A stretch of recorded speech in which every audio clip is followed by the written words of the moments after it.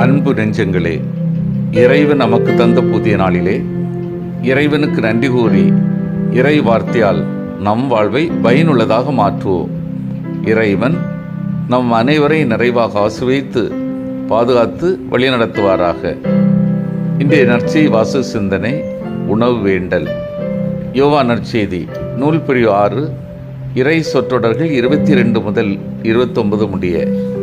இதன் விளக்கம் அறிவோம். இயேசு மக்களுக்கு உணவளித்தார். உழைக்காமல் கிடைத்த உணவு அவர்களுக்கு மகிழ்ச்சியை கொடுத்தது. உழைக்காமலேயே உணவு கிடைக்கும் என்றால் அது வசதி ஆயிற்றே. அப்படிப்பட்ட உணவையே மக்கள் எதிர்பார்த்தனர். அதை இயேசு வெளிப்படையாகவே கூறுகிறார். அப்பங்களே வயிறார உண்டால்தான் என்னை தேடுகிறீர்கள் என்கிறார். உழைக்காது உண்ணும் செயல்முறையை இயேசு ஊக்குவிக்க மாட்டார். அது ஒரு சோதனை.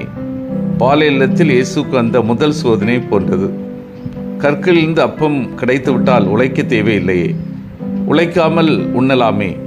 இந்த சோதனை இயேசு வெல்கிறார். இயேசுவின் சீடரும் இத்தகைய சோதனையை வெல்ல வேண்டும். இங்கு இயேசு இந்த சாதாரண உடல் உணவு பற்றிய பேசவில்லை. அவர் பேசுவது மெசியா தரப்போகும் உணவு பற்றி. மெசியா வரும்போது மன்னா உணவு தருவார் என நம்பிக்கை மக்கள் மத்தியில் இருந்தது.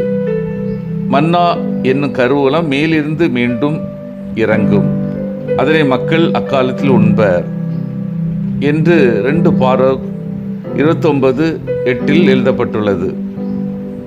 விடுதலை பயணம் 16:25 பற்றிய மெகில்தா மித்ராஸிலும் இக்காலத்தில் நீங்கள் மன்னாவை காண மாட்டீர்கள், ஆனால் வரப்போகும் காலத்தில் நீங்கள் அதை காண்பீர்கள் என்று எழுதப்பட்டுள்ளது.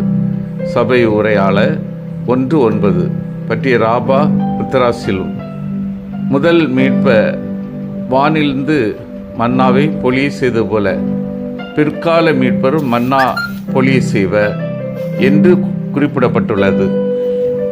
அன்பார்ந்தவர்களே, அழிந்து போகும் உணவிற்காக உழைக்க வேண்டாம். அழியாத நிலை வாழ்வை தரும் உணவிற்காக உழையுங்கள். இவற்றையே ஸ்தேவான் தன் வார்த்தைகளாலும் வாழ்வாலும் செய்தார்.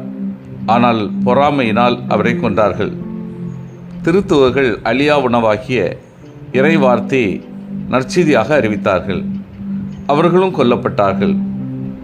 3 ஆண்டுகள் மக்கள் பணியில் தண்ணீர் கரைத்து கொண்ட இயேசுவுக்கு பயனாளிகள் அளித்த பரிசு சிலுவை மரணம். இவற்றையே கண்டு ஓடி ஒளிந்து கொள்வது கிறிஸ்தவ வரலாறு அன்று.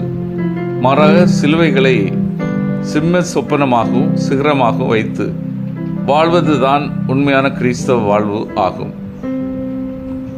நம்முடைய செயல்கள் அனைத்து நீதியின் வழியில் இருக்க வேண்டும்.